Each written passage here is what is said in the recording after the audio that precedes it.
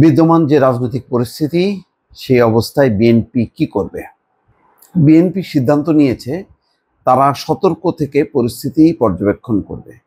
তারা অনেকগুলো বিষয় বোঝার চেষ্টা করছে যে 11 তারিখের মিটিংয়ের খবর হাসনাত আবদুল্লাহ কেন 20 তারিখের দিকে প্রকাশ করলো, কি উদ্দেশ্যে এই প্রসঙ্গটা সামনে তিনি নিয়ে আসলেন, কেন প্রকাশ করলেন, কি উদ্দেশ্যে প্রকাশ করলেন, হঠাৎ করে কেন এই পরিস্থিতিকে কেন্দ্র করে নানা রকম মিছিল হচ্ছে, মিটিং হচ্ছে এবং আওয়ামী লীগ ইস্যুতে আন্দোলন হচ্ছে।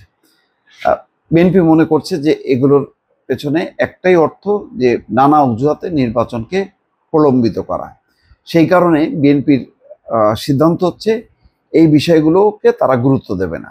হাসনাত আবদুল্লাহ বা যে নাগরিক পার্টি, তারা মনে করে যে এখন দেশের মানুষের তেমন কোনো সমর্থন নেই তাদের প্রতি, ফলে তারা নন ইস্যুকে ইস্যু বানিয়ে এক মাঠ গরম করার চেষ্টা করছে এবং মানুষকে উস্কানি দেওয়ার চেষ্টা করছে। সেই উস্কানির ফাঁদে তারা পা দেবে না।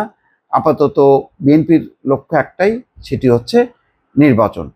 তারা মনে করে যে নির্বাচন কে সামনে রেখে দেশি বিদেশি নানা মহল নানা রকম চক্রান্ত করছে, তার অংশ হিসাবেই এমন একটি পরিস্থিতি তৈরি হয়েছে। আরও একটি উল্লেখযোগ্য বিষয়, যে আভ্যন্তরীণ অনেক বিষয় থাকে, নিরাপত্তাজনিত অনেক বিষয় থাকে, সেগুলো কখনো প্রকাশ্যে আনা যায় না। যেমন সেনাবাহিনী বাংলাদেশের একেবারে জাতীয় নিরাপত্তার প্রতীক এবং 5ই আগস্ট তারা গুরুত্বপূর্ণ ভূমিকা পালন করেছে। তাদের একটি প্রসঙ্গ এনে যেভাবে পাবলিক করা হচ্ছে, এতে সেনাবাহিনীর মানসম্মান নষ্ট হচ্ছে এবং আভ্যন্তরীণ নিরাপত্তার দিক থেকে সেনাবাহিনী অনেকটা খেলো হয়ে যাচ্ছে এবং জনগণের মুখোমুখি হয়ে যাচ্ছে। এমন পরিস্থিতিতে বিএনপি আপাতত পরিস্থিতি পর্যবেক্ষণ করার সিদ্ধান্ত নিয়েছে। এখানে বলা হচ্ছে যে 24-এর গণঅভ্যুত্থানের অন্যতম সংগঠক জাতীয় নাগরিক পার্টির মুখ্য সংগঠক হাসনাত আবদুল্লাহর ফেসবুক স্ট্যাটাস ঘিরে রাজনীতি তোলপাড় শুরু হয়েছে। এর জের ধরে আওয়ামী লীগকে নিষিদ্ধের দাবিতে শুক্রবার ঢাকা বিশ্ববিদ্যালয় সহ দেশের বিভিন্ন স্থানে বিক্ষোভ মিছিল করেছে কয়েকটি সংগঠন। এমন প্রেক্ষাপটে চলমান পরিস্থিতি পর্যবেক্ষণ করছে বিএনপি।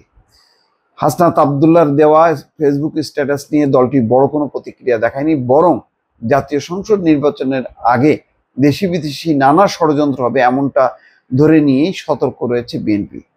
তাদের মূল লক্ষ্য দ্রুত সংস্কার এবং দ্রুত নির্বাচন, এই ইস্যু দুটির উপরই বাড়তি গুরুত্ব দেওয়া হচ্ছে। বিএনপি নেতারা মনে করেন আভ্যন্তরীণ অনেক কথাই থাকে যা প্রকাশ্যে আনা যায় না। সবচেয়ে বড় কথা হলো, বাংলাদেশ সেনাবাহিনী হচ্ছে মানুষের একটি আস্থার জায়গা। একে নিয়ে কোনো বক্তব্য বা বিবৃতি দেওয়ার আগে বিচার বিশ্লেষণ করা উচিত বলে মনে করেন নেতারা। দলটির একাধিক নীতি নির্ধারক জানান, ফেসবুকের ওই পোস্টের পেছনে অন্য কোনো উদ্দেশ্য আছে কিনা, এসব কিছুর পেছনে জাতীয় নির্বাচন পেছানোর কোনো বিষয় জড়িত কিনা তারা খতিয়ে দেখছেন। বিএনপি জাতীয় নির্বাচনকেই গুরুত্ব দিচ্ছে, অন্য কোনো দিকে আপাতত নজর দেবে না। নেতারা মনে করছেন নির্বাচন হয়ে গেলে দেশের অবস্থার পরিবর্তন ঘটবে, আইন শৃঙ্খলা পরিস্থিতি সহ সবকিছু স্বাভাবিক হবে।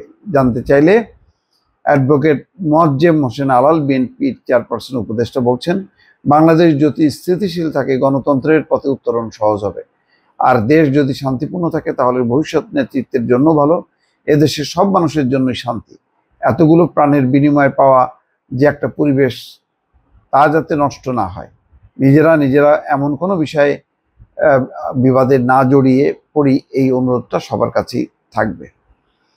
হাসনাত আবদুল্লাহর ফেসবুক স্ট্যাটাসে আওয়ামী লীগকে ফেরানোর পরিকল্পনার বিস্তারিত তথ্য দিয়ে দাবি করেন সাবেক মন্ত্রী সাবের হোসেন চৌধুরী, স্পিকার শিরিন শারমিন চৌধুরী এবং সাবেক মেয়র ফজলে নূর তাপসকে সামনে রেখে বাংলাদেশে ক্ষমতাচ্যুত আওয়ামী লীগকে পুনর্বাসন করার চেষ্টা চলছে। এরপর আওয়ামী লীগ নিষিদ্ধের দাবিতে শুক্রবার মিছিল হয়।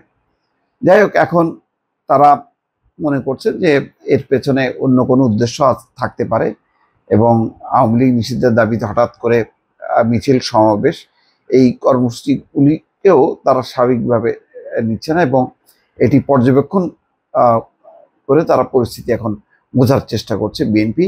এই কারণে হাসনাত আবদুল্লাহর এরকম গুরুত্বপূর্ণ একটি স্ট্যাটাস, যেটি নিয়ে রাজনীতিতে তোলপাড় হচ্ছে, কিন্তু তারপরেও বিএনপি অনেকটা নীরব হয়ে পরিস্থিতি বুঝে তারপরে হয়তো তারা মুখ খুলবে। দর্শক ভালো থাকবেন, আল্লাহ হাফিজ।